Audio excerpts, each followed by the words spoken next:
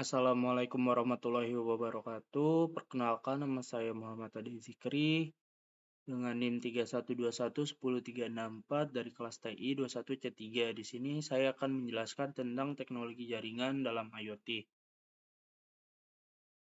Di dalam IoT itu terdapat 5 jaringan, yaitu Wi-Fi, Bluetooth, Zigbee, LoRaWAN, dan seluler.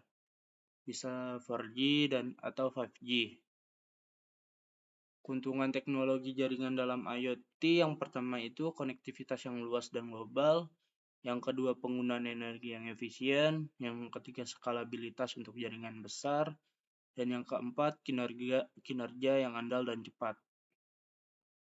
Konektivitas yang luas dan global. Salah satu keuntungan utama teknologi jaringan dalam konteks IoT adalah kemampuannya untuk menyediakan konektivitas yang luas dan global dengan berbagai jenis jaringan seperti Wi-Fi, Bluetooth, seluler, dan lainnya. Perangkat IoT dapat terhubung ke internet di berbagai lokasi di seluruh dunia. Manfaat konektivitas yang luas dan global.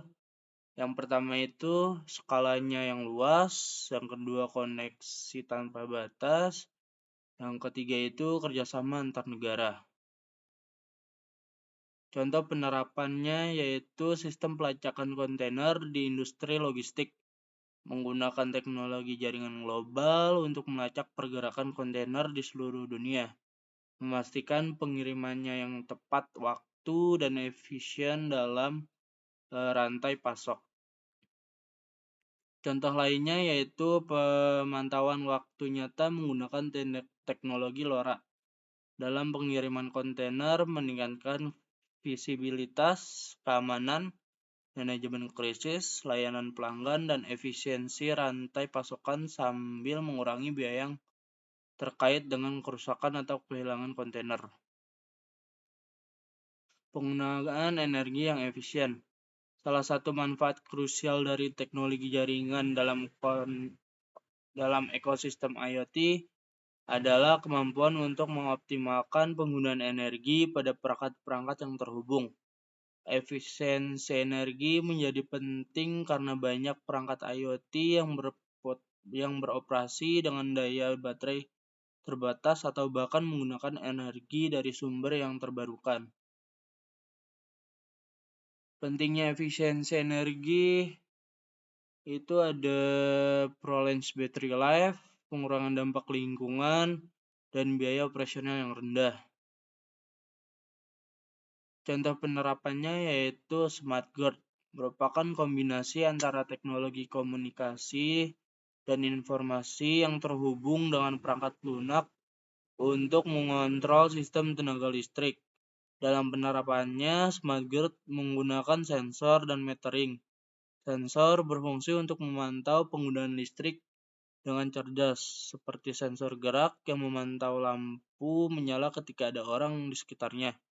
Metering digunakan untuk mengukur penggunaan energi secara real time dan mengidentifikasi pola penggunaan yang tidak efisien. Smart Guard sangat berguna dalam perusahaan untuk menghemat energi dan biaya operasional. Skalabilitas untuk jaringan besar. Salah satu keunggulan utama teknologi jaringan dalam konteks IoT adalah kemampuannya untuk menyediakan skalabilitas yang diperlukan untuk mengelola jaringan besar dari perangkat terhubung. Skalabilitas adalah kemampuan sistem untuk mengatasi peningkatan jumlah perangkat dan lalu lintas data tanpa mengorbankan kinerja atau kehandalan. Keuntungan skalabilitas itu ada 3. Yang pertama, pertumbuhan tanpa batas, perkembangan tanpa batas, dan efisiensi dalam pengelolaan.